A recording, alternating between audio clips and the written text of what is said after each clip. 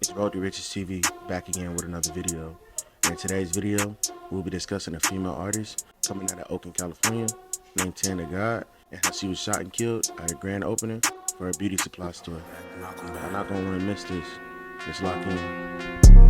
July 11th, 2024, the Oakland community was abuzz with excitement as local rapper DaGod dropped her address to her grand opening for her beauty supply store. The store, a dream come true for Tan, was meant to be a symbol of her success, a place where her fans and community come together and celebrate not just her music, but her entrepreneurial spirit.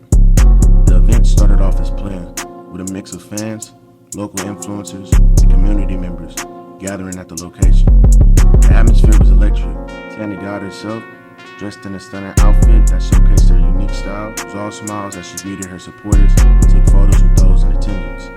The celebration seemed like a perfect reflection of her journey, from the struggles of her past to the triumph she was now experiencing.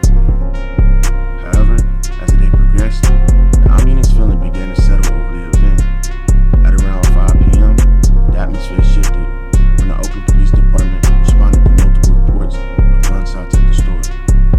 What was meant to be a day of celebration quickly turned into a scene of chaos and tragedy. When officers arrived, they found DaGod alongside another victim, both suffering from gunshot wounds. Despite the desperate efforts of emergency medical personnel, DaGod would be pronounced dead shortly after leaving the scene.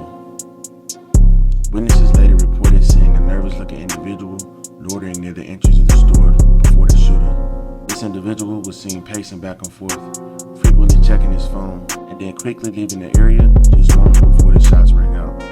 As investigators pieced together the timeline, they discovered that this tragic event was not just a random act of violence, but rather the culmination of a series of dark events in DaGod's life.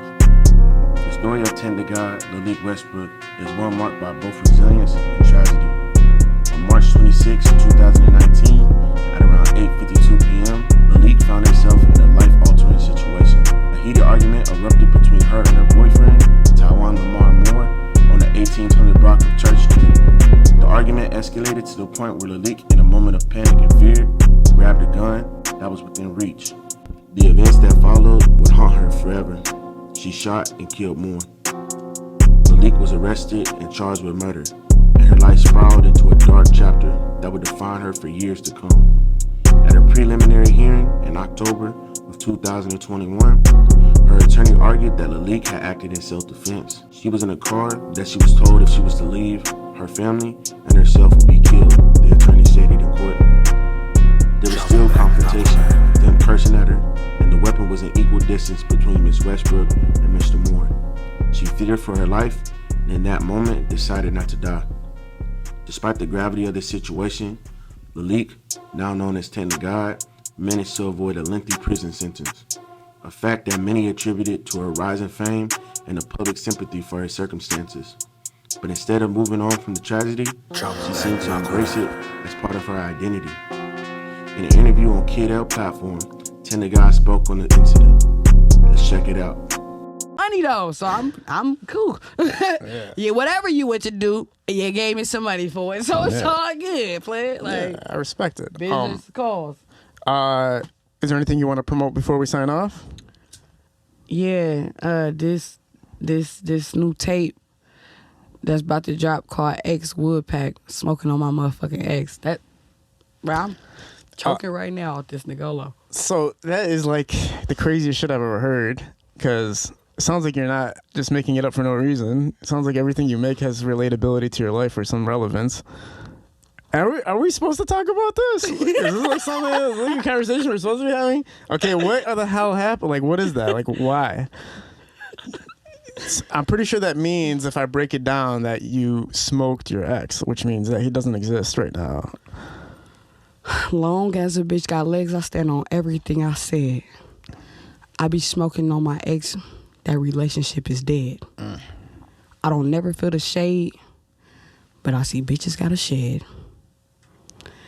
I ain't worried about my ex. I put that pussy on his head. That's the thing. that's the thing. Like, dead ass nigga. Like, you're dead. Like, dead. That shit dead as fuck. Dead. Are we talking about like literally, or are we talking figuratively? I don't know what the hell's going on right now.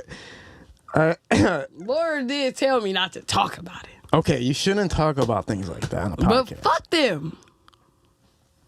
We rich. Okay.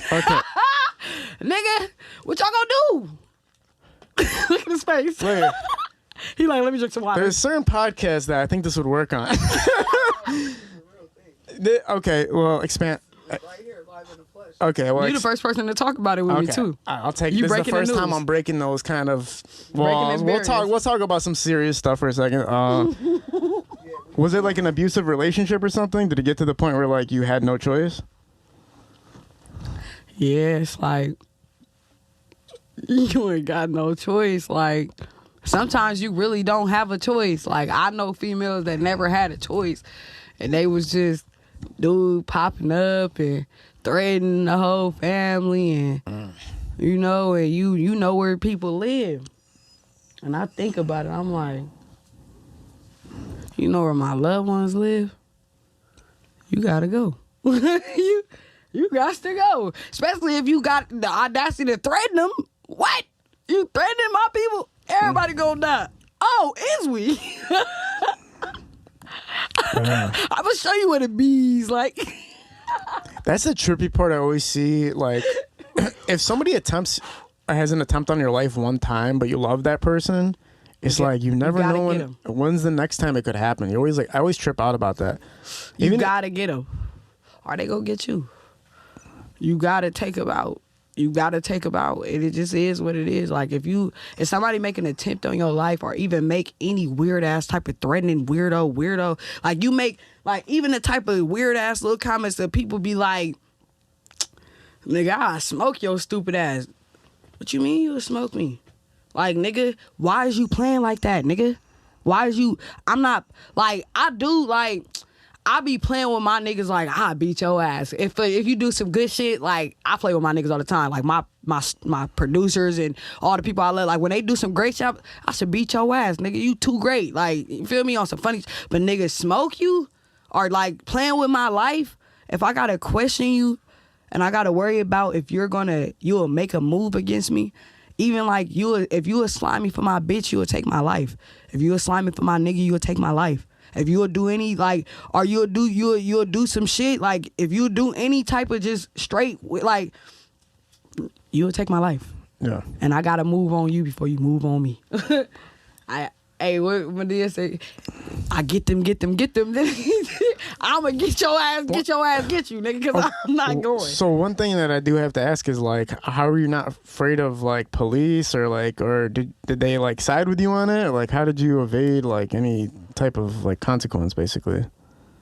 Well, we gonna find that out on September 23rd. Okay.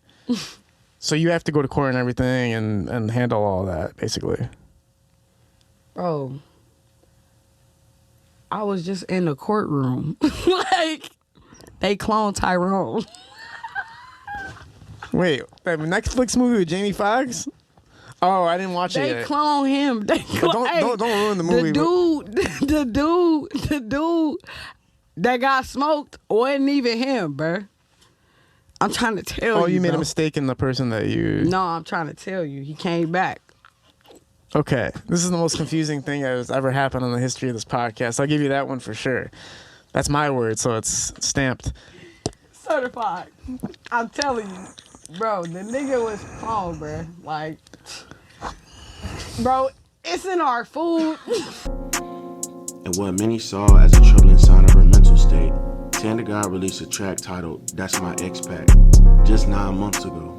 The song was brazen, taunting and recounting the night she killed more, with lyrics that left little to the imagination. The track's release was met with a mix of shock and curiosity. How could someone so openly boast about such a horrific event? The music video, which featured DaGod rapping in front of a dark, eerie visual, accumulated nearly 95,000 views. Before dropping the video, she had taken to social media to boast about her actions, further solidifying her image as a rapper who lived and survived by the streets. The video's success seemed to only fuel her desire for clout, and for a while, it appeared that DaGod had managed to turn her darkest moments into a twisted badge of honor. But the demons of her past were never far behind. Fast forward as the grand opening event was winding down, tensions flared when DaGod argument quickly escalated, and before anyone could react, a man would pull out a gun and open fire, hitting both DaGod and another individual in the crowd. The community was left in shock as news of DaGod's death spread. In the aftermath, questions remain unanswered on what exactly sparked the argument between DaGod and the man. On July 18, 2024, a man named Dominique Gates will be arrested for the murder of DaGod. He was also charged with shooting at an inhabited dwelling/vehicle and shooting at an uninhabited dwelling/vehicle.